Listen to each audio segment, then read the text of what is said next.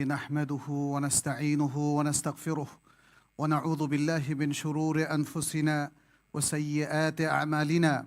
من يهده الله فلا مضل له ومن يضلل فلا هادي له، وأشهد أن لا إله إلا الله وحده لا شريك له، وأشهد أن محمدًا عبد الله ورسوله من بعثه الله سبحانه وتعالى رحمة للعالمين هاديًا ومبشرًا ونذيرًا، بلغ الرسالة وأدى الأمانة ونصح الأمة، فجزاه الله عنا وعن المسلمين خير الجزاء ما جزى نبينا محمدًا صلى الله عليه وسلم من أنبيائه عليهم الصلوات والسلام.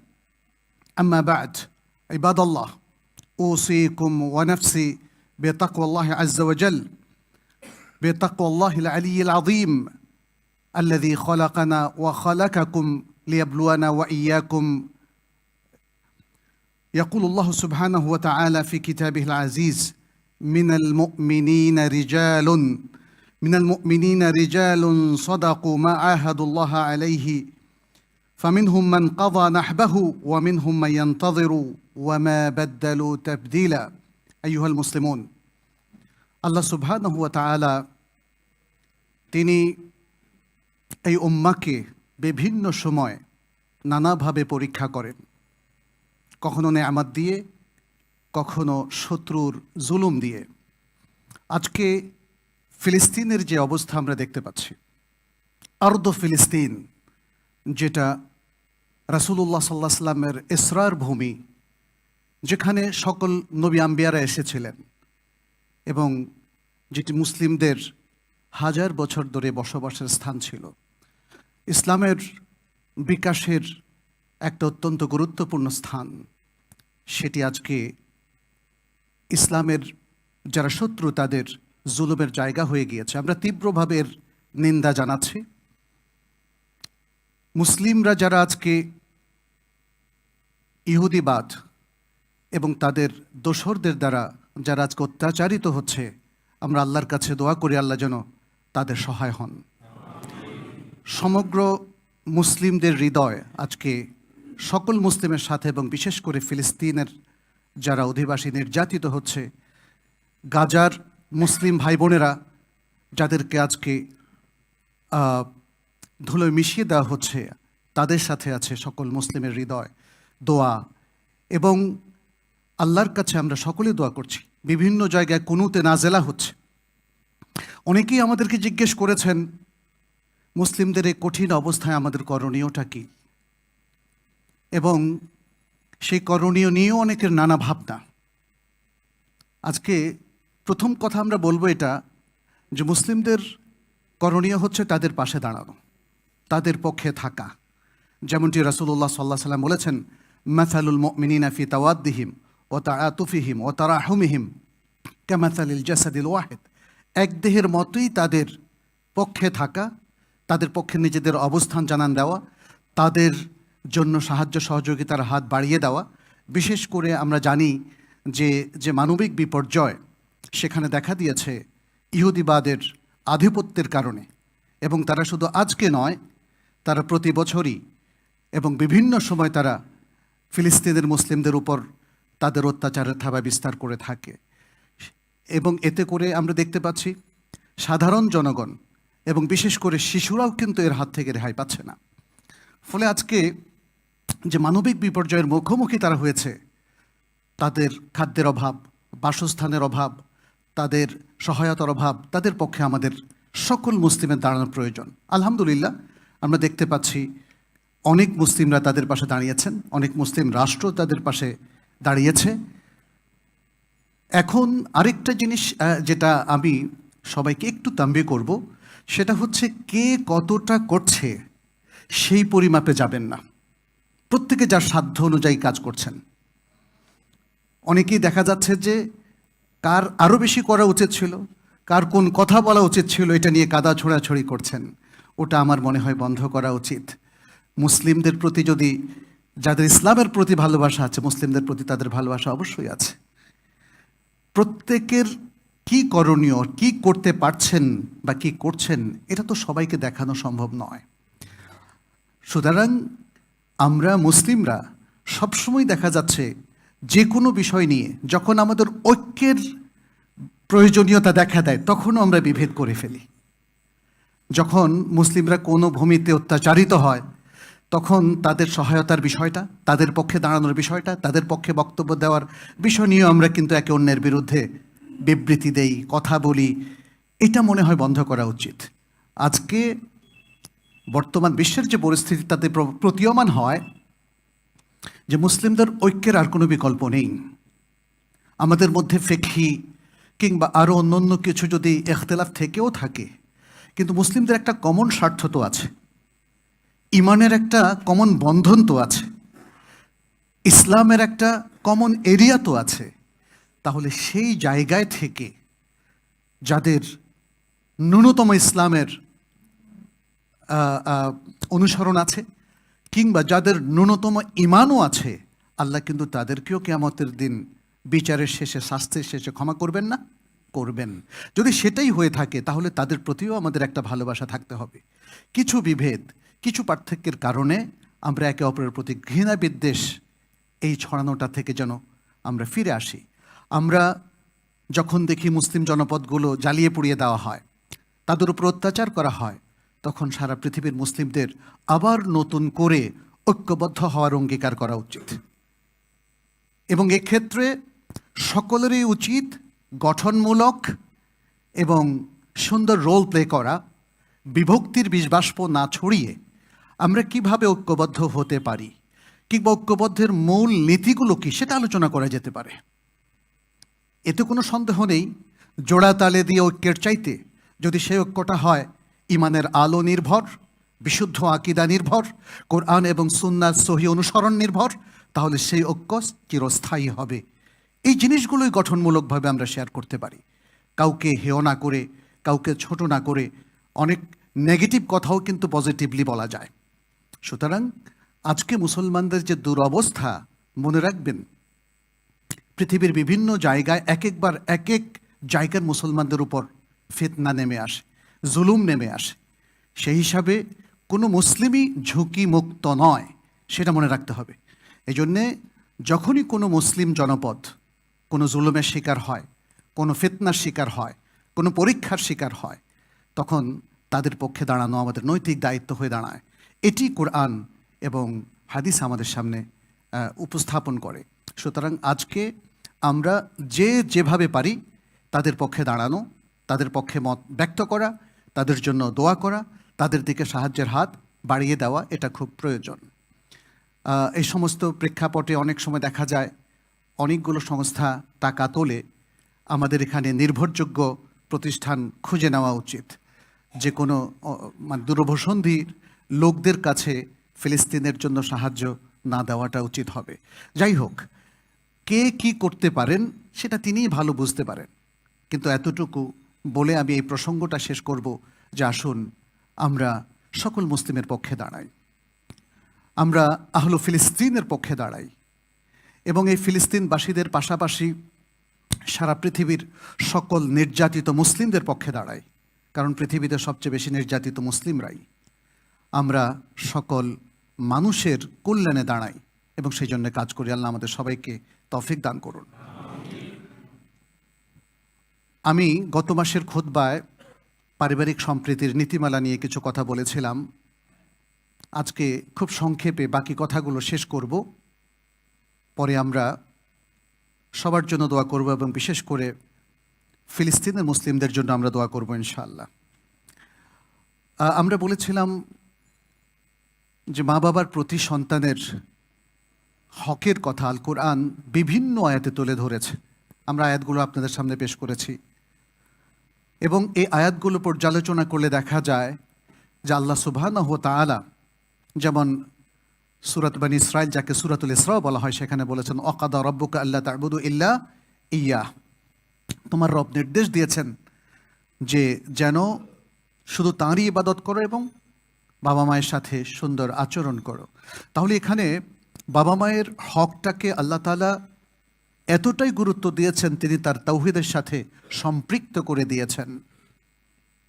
তাহলে সেই গুরুত্বটা আমাদেরকে দিতে হবে। আল্লাহর তাওহীদের সুরক্ষা যেমনটি ফরজ, ঠিক তেমনটি ফরজ হচ্ছে বাবা মায়ের প্রতি সুন্দর আচরণ করা। বরং এরপরই আল্লাহ সুবহানাহু ওয়া তাআলা আচরণের কিছু বিধিমালাও এখানে দিয়ে দিয়েছেন, খুবই স্পষ্ট করে বলে দিয়েছেন যদি বাবা মায়ের কোনো একজন অথবা তারা উভয়েই বৃদ্ধ বয়সে পৌঁছে, তাহলে তোমরা তাদের প্রতি উফ শব্দটা উচ্চারণ করো না। ফালা তাকুল্লাহুমা উফিন ওয়ালা তানহারহুমা ওয়াকুল্লাহুমা কাউলান কারীমা।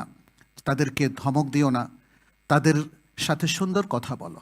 ওয়াকফিদ লাহুমা জানাহা যুল্লি মিনার রাহমা, এবং তাদের প্রতি ভালোবাসা এবং দয়ার পেখম তাদের প্রতি মেলে দাও। যেভাবে মুরগি দেখেন যখন সে তার বাচ্চাদের প্রতি প্রচণ্ড ভালোবাসা পোষণ করে, তখন সে তার পেখমগুলো দিয়ে বাচ্চাদের ঢেকে দেয় এবং কক কক করে সে আওয়াজ তুলতে থাকে। আল্লাহ তাআলা এখানেই সেই চিত্রটা চিত্রিত করেছেন বুদ্ধিমান মানুষকে বোঝানোর জন্যে যে বাবা মাকে ঠিক তুমি এতটাই আশ্রয় দেওয়া, এতটাই ভালোবাসা দেওয়া এবং ভালোবাসার পেখম দিয়ে তাদেরকে আবৃত করা, এটা তোমাদের কর্তব্য।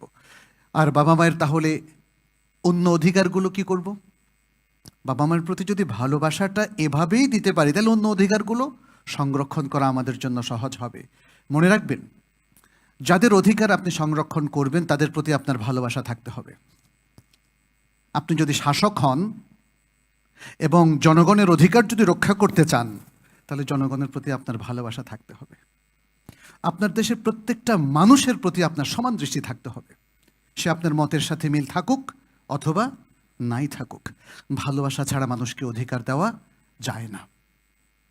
আপনার স্ত্রীকে যদি আপনি ভালো না বাসেন, দেখবেন যে আপনি রীতিমতো রেগুলারলি তার অধিকার ক্ষুণ্ণ করে যাবেন। এবং স্ত্রী যদি স্বামীকে ভালো না বাসে, তাহলেও সে স্বামীর অধিকার রক্ষা করতে পারবে না। এটাই আমরা বলেছিলাম যে পরিবারের মধ্যে সম্প্রীতির মূলনীতিগুলো কি। তাহলে মূলনীতির মধ্যে এটাই একটা প্রধান মূলনীতি যে সবার প্রতি সম্প্রীতি এবং ভালোবাসা থাকতে হবে। এটা শুধু পরিবার নয়, এটা সমগ্র জগতের প্রতি আসলে একই মূলনীতি প্রযোজ্য। সেই জন্যই তো আল্লাহ সুবহানাহু ওয়া তাআলা নবী সাল্লাল্লাহু আলাইহি সাল্লামকে রাহমাতুল লিল আলামিন করে প্রেরণ করেছেন। নবী দয়ার সাগর, পৃথিবীর সকল মানুষের প্রতি তার ভালোবাসা ছিল। কারো প্রতি তিনি খারাপ আচরণ করেননি।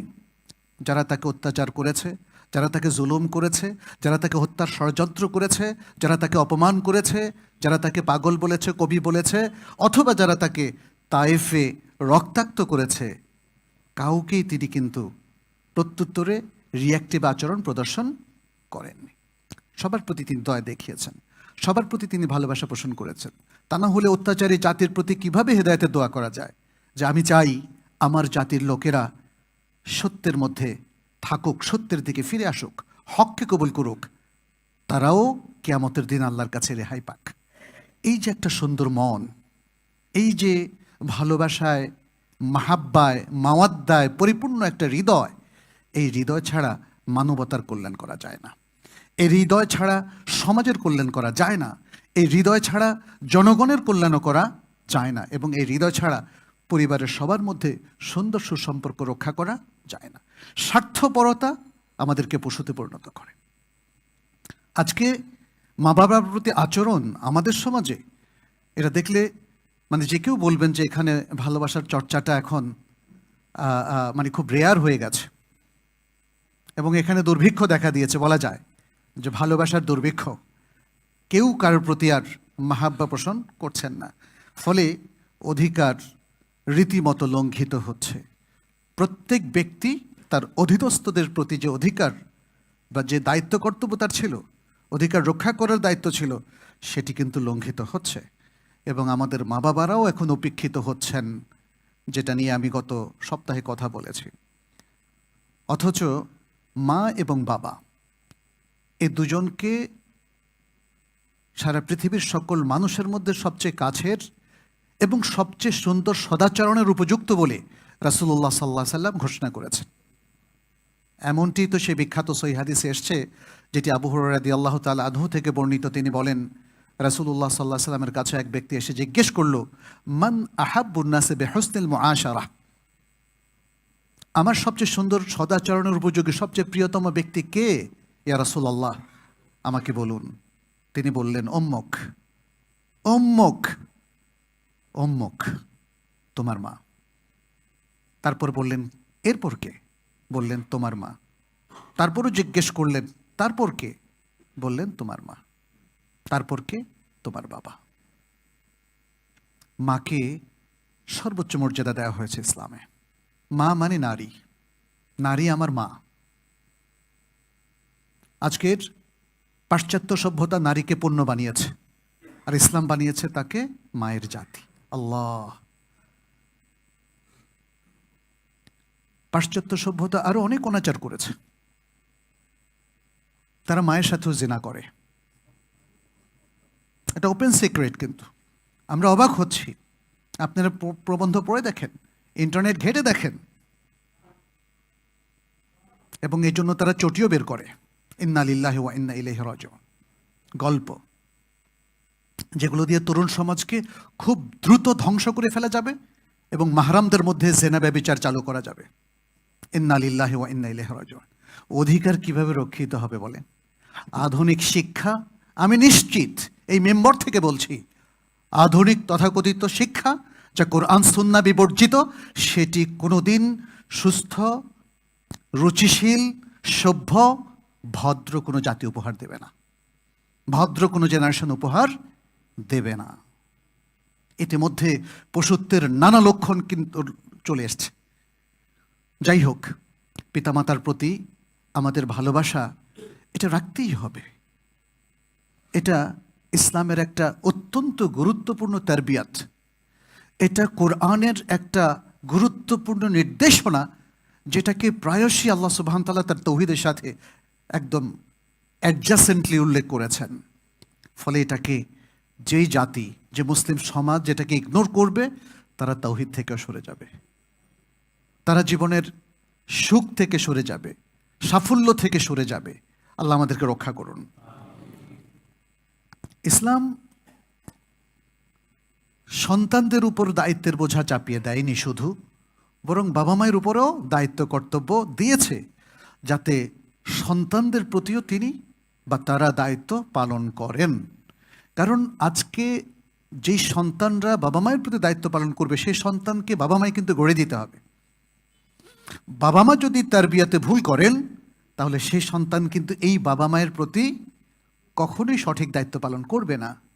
যে সন্তান দেখছে তার বাবা ওই সন্তানের দাদাকে, অর্থাৎ বাবার বাবাকে সে কেয়ার করছে না, বৃদ্ধাশ্রমে পাঠিয়ে দিচ্ছে, কিংবা তার মায়ের প্ররোচনায় বাবা তার দাদা দাদিকে আলাদা ব্যবস্থা করছে এবং ইগনোর করছে, অসম্মান করছে, সে কিন্তু শিখবে যে বড় হলে তো তাইলে আমিও তাই করব। এটা পরোক্ষভাবে আরেকটা ব্যাড এডুকেশন হয়ে যাচ্ছে, আরেকটা কুশিক্ষা হয়ে যাচ্ছে।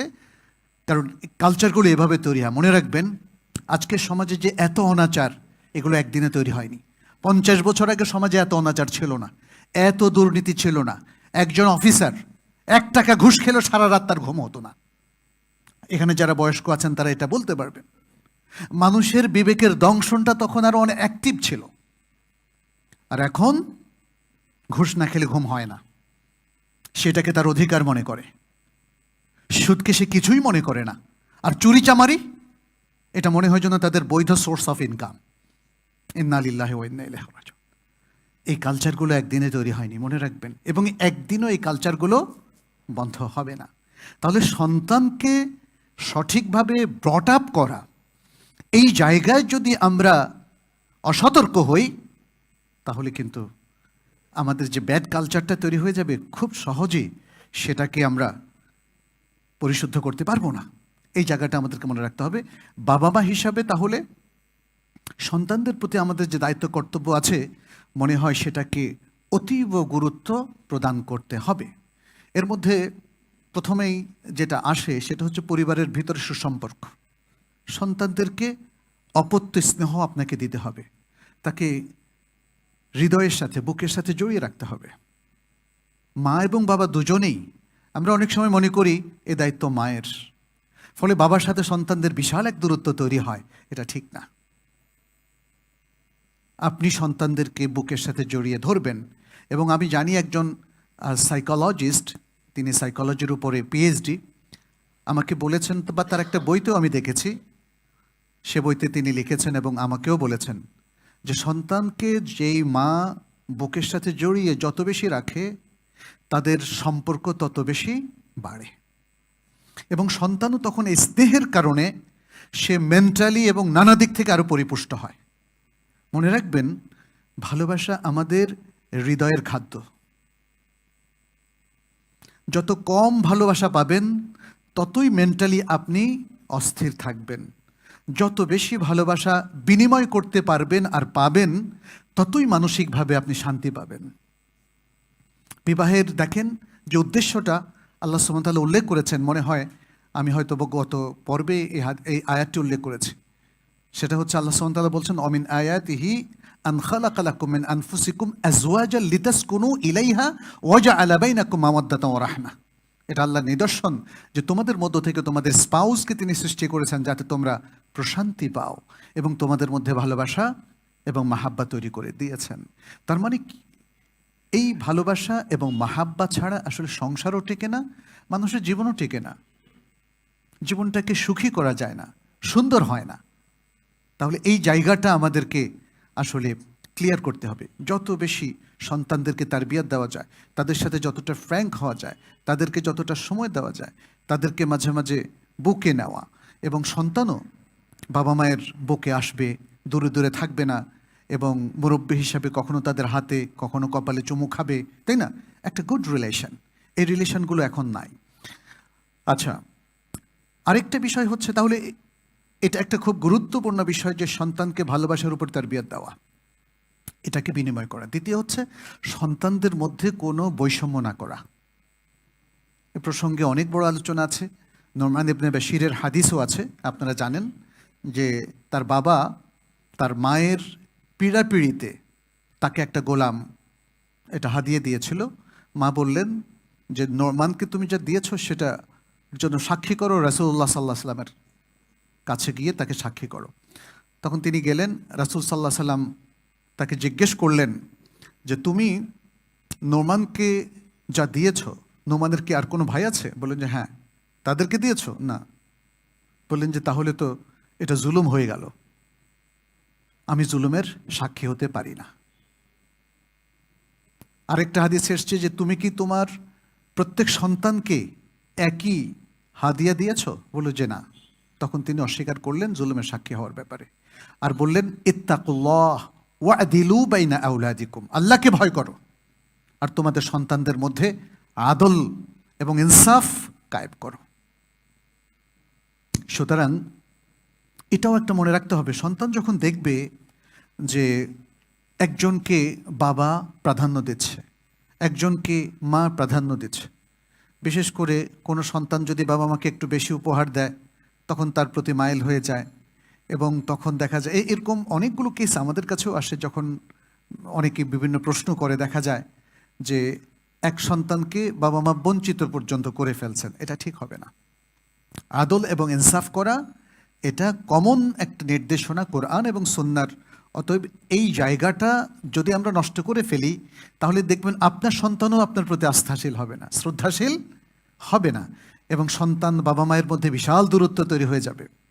তবে স্পেশাল কিছু কেসের কথা আলাদা, যখন কোনো সন্তান হয়তো বেশি অসুস্থ, তার পেছনে আপনাকে খরচ বেশি করতে হবে, অথবা যখন কোনো সন্তান দেখা যাচ্ছে বেশি দরিদ্র আর আপনার অনেক সম্পত্তি আছে, তখন অন্যদের মতামতের আলোকে তার জন্য বেশি সম্পত্তি অ্যালোকেট করা যাবে, অন্যদের মতামতের আলোকে।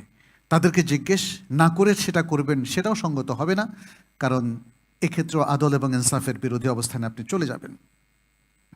সুতরাং আমরা বলবো যে বৈষম্যহীন চমৎকার পরিবেশ সম্প্রীতি আরও ঘনীভূত করে। তৃতীয় যে বিষয়টা সেটা হচ্ছে সন্তানের তারবিয়াত, তালিম এবং তারবিয়াত, তার প্রাতিষ্ঠানিক শিক্ষা এবং তার পারিবারিক শিক্ষা, দুটোর প্রতিও আমাদেরকে অত্যন্ত গুরুত্ব দিতে হবে। প্রাতিষ্ঠানিক শিক্ষা এমন প্রতিষ্ঠানে দেবেন যে প্রতিষ্ঠানে তার ঈমান আমল বাড়ে, সে একজন ভালো মুসলিম হতে পারে, সে দুনিয়া এবং আখিরাতের জন্য নিজেকে প্রস্তুত করতে পারে। কিন্তু আমাদের অধিকাংশ অভিভাবকের ফোকাসটা হচ্ছে সে দুনিয়ার জন্য নিজেকে যেন প্রস্তুত করুক, আখিরাত তার যাই হোক তাতে কোনো কিছু আসে যায় না। দেখেন অধিকাংশের এই ফোকাস। আপনি যখন তাকে জাগতিক যে কোনো পেশায় একজন দক্ষ ব্যক্তি হিসাবে গড়ে তুলবেন, যেমন ডাক্তার, প্রকৌশলী অথবা পদার্থবিজ্ঞানী কিংবা আরও অন্য যে কোনো পেশার মানুষ, তখন আপনি কি তাকে কোরআনটা ঠিকমতো শিখিয়েছেন? আকিদার মৌলিক একজন মুমিনের জন্য যা জানাটা জরুরি সেটা কি আপনি শিখিয়েছেন? তাহলে কিভাবে এক্সপেক্ট করতে পারেন যে সে ভালো একজন নাগরিক হিসাবে গড়ে উঠবে? আপনি নিজেকে কি পরিবারের সবার জন্য রোল মডেল হিসাবে দেখিয়েছেন? আপনি সিগারেট পান করলে সে কি, তাকে যদি বলেন বাবা তুমি করো না, আমি যা করেছে ভুল করেছে। অনেক বাবাকে দেখা যায় সিগারেট পান করতে করতে এটা বলে। অনেক মা, আমি নিজেও দেখেছি, মাথা খোলা ক্লাস 3, 2 অথবা 4 কন্যাকে সে নিয়ে এসছে একদম স্কার্ফ পরা সুন্দর। এটা দেশেও দেখেছি, বিদেশেও দেখেছি। খুব অদ্ভুত, তাই না? আপনি কেন তাকে ইসলামিক স্কুলে আনলেন এভাবে হিজাব পরিয়ে? নিজের হিজাবটা কোথায়? তাহলে এই মা কি এই সন্তানকে গড়ে তুলতে পারবে? পারবে না।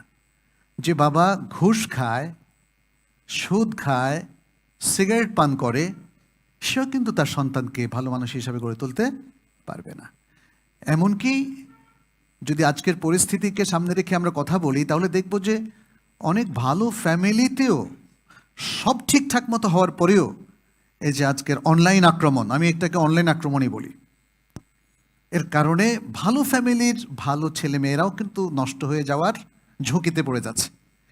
তাহলে যারা কোনো নিয়ম নীতিরই তোয়াক্কা করে না, তাদের কি অবস্থা হবে?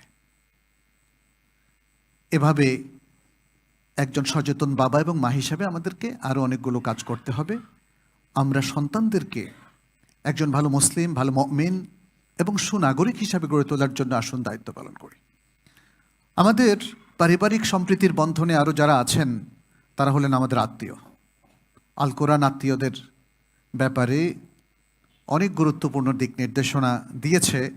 কোরআনের অনেকগুলো আয়াত এখানে উল্লেখ করেছেন আল্লাহ সুবহানাহু ওয়া তাআলা, যেখানে আত্মীয়দের সাথে আমাদের সম্পর্ক কেমন হবে সেটা চিত্রিত হয়েছে। আমি দু একটা আয়াত শুধু এখানে বলছি। সূরা আল বাকারার ৭৭ নম্বর আয়াত, সূরা রুমের ৩৮ নম্বর আয়াত এবং আল বাকারার ২১৫ নম্বর আয়াত। আল বাকারার ৭৭ নম্বর আয়াতে আল্লাহ তাআলা বলছেন, লাইসাল বিররা আন তুওয়াল্লু উজুহাকুম কিবাল আল মাশরিক ওয়াল মাগরিব ওয়ালাকিন্নাল বিররা মান আমানা বিল্লাহি ওয়াল ইয়াউমিল আখির ওয়াল মালাইকাতি ওয়াল কিতাবি ওয়ান নাবিয়্যিনা ওয়া আতাল মালা আলা হুব্বিহি যাবিল কুরবা ওয়াল ইয়াতামা ওয়াল মাসাকিন। তোমরা পূর্বে কিংবা পশ্চিমে মুখ ফেরাবে, এটাই মূলত পুণ্যের কাজ নয়। পুণ্যের কাজ হলো যারা আল্লাহর প্রতি বিশ্বাস স্থাপন করে, বিশ্বাস পোষণ করে আখিরাত দিবসের প্রতি, ফেরেশতাদের প্রতি, কিতাব এবং নবীগণের প্রতি, আর আল্লাহর ভালোবাসায় তারা মানুষকে যাবিল কোরবা, আত্মীয় স্বজনকে, মিসকিনকে এবং ইয়াতিমকে তারা সম্পদ প্রদান করে থাকে। এটা একটা আয়াত। সূরা রুমের মধ্যে আল্লাহ তাআলা বলছেন, ফাআতি যাল কুরবা হাক্কাহু, আত্মীয়কে তার হক প্রদান করো, ওয়াল মিসকিনা ওয়া ইবনাস সাবিল, এবং মিসকিনকে আর পথচারীকে। সূরা আল বাকারা ২১৫ নম্বর আয়াতে আল্লাহ তাআলা বলছেন, ইয়াসআলুনাকা মাযা ইউনফিকুন, তারা জিজ্ঞেস করে যে তারা কি খরচ করবে। কুল মা আনফাকতুম মিন খায়রিন, বলো তোমরা যে সকল খায়রাত, যে সকল সম্পদ তোমরা ব্যয় করে থাকো, ফালিল ওয়ালিদাইনি ওয়াল আকরাবিনা ওয়াল ইয়াতামা ওয়াল মাসাকিন ওয়া ইবনিস সাবিল, সেটা হলো পিতামাতার জন্যে, আত্মীয় স্বজনের জন্যে, ইয়াতিমদের জন্য, মিসকিনদের জন্য এবং মুসাফিরদের জন্যে। আত্মীয়তার সম্পর্ককে বলা হয় রাহিম। আর রাহিম শব্দটার সাথে রহমানেরও কিন্তু মিল আছে। রহমান মানে দয়ালু, আর রাহিম মানে হচ্ছে আত্মীয়তার সম্পর্ক। আত্মীয়তার সম্পর্ককে আল্লাহ সুবহানাহু ওয়া তাআলা এতটাই গুরুত্ব দিয়েছেন যে তিনি তার একটা সিফাতি নাম থেকে রাহিম শব্দকে ইস্তেকাক করেছেন। যেমন একটা হাদিসে কুদসির মধ্যে এভাবে এসছে, আনার রহমান, আনার রহমান, আমি দয়ালু, আর রহমান, ওয়াহাদিহি আর রাহিম, আর এটা হলো আত্মীয়তার সম্পর্ক আর রাহিম। শাকাক্তু লাহা ইসমান বিন ইসমি, এই আত্মীয়তার সম্পর্কের জন্যে আমি আমার নাম থেকে একটা নাম চয়ন করে দিলাম, উদ্গত করে দিলাম। ফামান ওয়াসালাহা ওয়াসালতুহু, যে ব্যক্তি আত্মীয়তার সম্পর্ক রাহিম এর সম্পর্ককে যে রক্ষা করবে আমিও তার সাথে সম্পর্ক রক্ষা করব। ওয়ামান কাতাআহা কাতাতুহু, আর যে ব্যক্তি আত্মীয়তার সম্পর্ককে ছিন্ন করবে আমিও তার সাথে সম্পর্ক ছিন্ন করব। ভয়ঙ্কর কথা কিন্তু, এবং এমন হাদিস আরও অনেকগুলো আছে। সুতরাং সম্মানিত উপস্থিতি, আসুন নিজেদের মধ্যে ইসলাম যে নির্দেশনাগুলো দিয়েছে সেটাকেও প্রতিষ্ঠিত করে। আজকে খুব অবাক লাগে, অনেক মানুষ দিন প্রতিষ্ঠার কথা বলছেন, কিন্তু একদম শুরু থেকে দিনকে যেভাবে শুরু করার কথা সেটা কিন্তু তারা ভুলে যাচ্ছেন।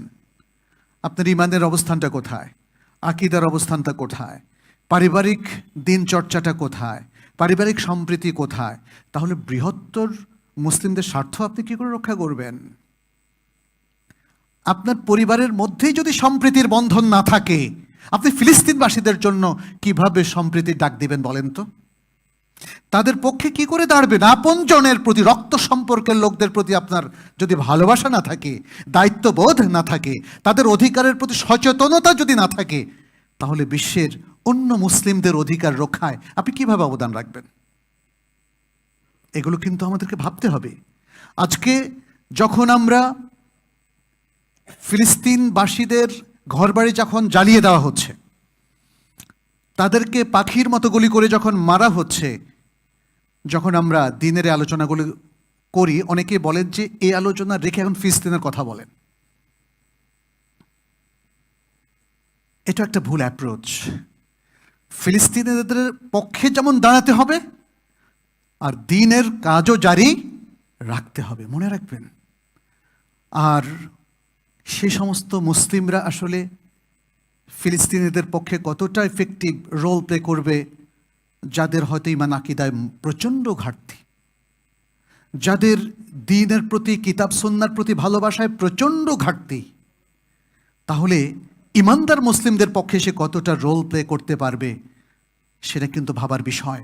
মনে রাখবেন, ফেসবুকে একটা স্ট্যাটাস দিলেই একজন বীর মুজাহিদ হয়ে যায় না, এটাও মনে রাখবেন।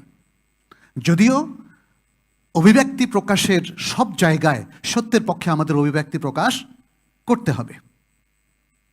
আরও মনে রাখবেন, যেমন ফেসবুকের নানা কুকীর্তির কারণে অনেকেই কিন্তু ফেসবুকে অ্যাক্টিভ থাকে না, এটাও মনে রাখতে হবে। আপনি যদি ফেসবুক অ্যাক্টিভিস্ট হন, আপনি এক্সপেক্ট করেন সবাই এখানে অনেক কথা বলবে, এখানেই জিহাদ চালাবে। আপনার মতো অনেকে নাও হতে পারে। অতএব আমি বলবো, প্রত্যেকে সংযত থাকুন, নিজে যতটা ভালো রোল প্লে করতে পারেন দেশ, জাতি, সমাজ, মানুষ, মুসলিম উম্মাহ, ফিলিস্তিন সবার জন্য করতে থাকুন। গঠনমূলকভাবে করতে থাকুন, সংযতভাবে করতে থাকুন, পুরো শক্তি মানবতার কল্যাণে নিয়োজিত করুন। কিন্তু ভুল জায়গায় ভুল কথা বলবেন না, ভুলভাবে মানুষকে সন্দেহ করবেন না। বরং আসুন আমরা যদি পজিটিভ এবং ইতিবাচকভাবে আমরা যদি রোল প্লে করতে পারি, তাহলে আল্লাহ আমাদের কাজের মধ্যে বারাকা দিবেন। ঈমান এবং তাকওয়ার দাবি সেটাই। ঈমান এবং তাকওয়া সংরক্ষণ করে যদি আমরা কাজ করে যেতে পারি, কেউ হয়তো কম করলেন, কেউ বেশি করলেন, কেউ ফ্রন্ট লাইনে করলেন, কেউ ব্যাক লাইনে করলেন, কেউ প্রকাশ্যে করলেন, কেউ অপ্রকাশ্যে করলেন, কোনো অসুবিধা কি আছে? কোনো অসুবিধা নেই।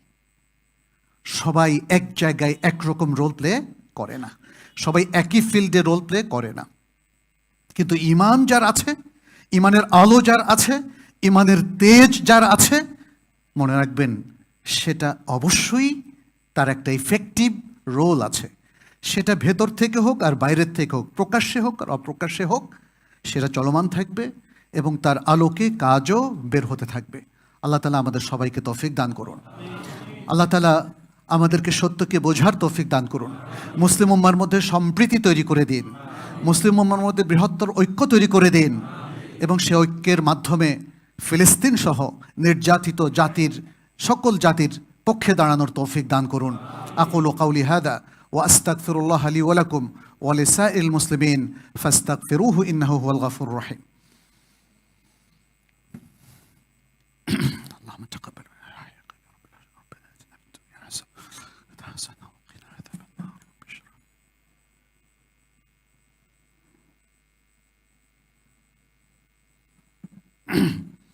الحمد لله رب العالمين والعاقبة للمتقين وأصلي وأسلم على نبينا محمد وعلى آله وأصحابه أجمعين عباد الله اتقوا الله واتبعوا سنة نبيكم وكونوا عباد الله الصادقين وكونوا عباد الله المخلصين المتقين اللهم تقبل منا إنك أنت السميع العليم وتب علينا إنك أنت التواب الرحيم সম্মানিত উপস্থিতি, আসুন আমরা আমাদের নির্যাতিত সকল মুসলিম ভাই বোনদের জন্য দোয়া করি। আল্লাহ যেন তাদের সহায় হন। যারা অসুস্থ আল্লাহ যেন তাদেরকে সুস্থ করে দেন। যারা বিপদগ্রস্ত আল্লাহ যেন তাদেরকে বিপদ থেকে উদ্ধার করেন। যারা আমাদের মধ্যে মারা গিয়েছেন, যারা শাহাদাতের যে সমস্ত আলামত সহ মারা গিয়েছেন আল্লাহ যেন তাদেরকে শহীদ হিসাবে কবুল করেন। যারা সাধারণ মৃত্যুর মাধ্যমে মারা গিয়েছেন আল্লাহ যেন তাদেরকেও ক্ষমা করে দেন এবং তাদের প্রত্যেককে আল্লাহ যেন জান্নাতুল ফেরদাউস নসিব করেন। আল্লাহুম্মা সাল্লি আলা মুহাম্মাদ ওয়া আলা আলি মুহাম্মাদ কামা সাল্লাইতা আলা ইব্রাহিম ওয়া আলা আলি ইব্রাহিম ইন্নাকা হামিদুম মাজিদ ওয়া বারিক আলা মুহাম্মাদ ওয়া আলা আলি মুহাম্মাদ কামা বারাকতা আলা ইব্রাহিম ওয়া আলা আলি ইব্রাহিম ইন্নাকা হামিদুম মাজিদ। আল্লাহুম্মা জাআলনা মিনাল মুসলিমিন। اللهم تقبل منا إنك أنت السميع العليم.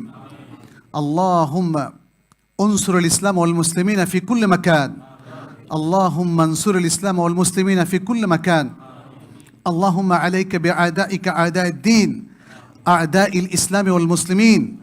اللهم اجعل لأهل فلسطين وغزة النصرة والعزة والغلبة والقوة والهيبة في قلوب أعدائهم يا رب العالمين. اللهم اشف جرحاهم وأطلق أسراهم. اللهم انصر مجاهديهم في سبيلك في برك وبحرك وجوي يا رب العالمين. اللهم اجعل نار المسلمين تحرق الأعداء. اللهم اجعل نار المسلمين تحرق الأعداء. اللهم احرس المسجد الأقصى من مكر الماكرين وكيد الكائدين. اللهم اقتل من قتل المسلمين. اللهم اقتل من قتل المسلمين. اللهم انصر شعب فلسطين على أعدائك يا رب العالمين. اللهم انصر المرابطين المستضعفين من أهل فلسطين. اللهم احفظ أرواحهم وأبناءهم وردهم إلى ديارهم يا رب العالمين ردا كريما آمنا يا رب العالمين. اللهم عليك بأعدائك أعداء الدين. اللهم رد عنا كيدهم. اللهم رد عنا كيدهم وأزل دولتهم وأذهب عن أرضك سلطانهم ولا تدع لهم سبيلا على أحد من عبادك المؤمنين يا رب العالمين. اللهم إنا نجعلك في نحورهم ونعوذ بك من شرورهم. اللهم منزل الكتاب ومجري السحاب وهازم الأحزاب أهزمهم يا رب العالمين وانصرنا عليهم. اللهم أنزل عليهم بأسك يا رب العالمين. اللهم تقبل منا إنك أنت السميع العليم وتب علينا إنك أنت التواب الرحيم. اللهم زلزل أقدامهم. اللهم زلزل أقدامهم ونكس أعلامهم وأذهب ريحهم. اللهم آمين يا رب العالمين. تقبل منا إنك أنت السميع العليم وتب علينا إنك أنت التواب الرحيم. عباد الله، إن الله يأمر بالعدل والإحسان وإيتاء ذي القربى وينهى عن الفحشاء والمنكر والبغي يعظكم لعلكم تذكرون. فاذكروه يذكركم واشكروه يزدكم ولذكر الله أكبر والله يعلم بما تصنعون.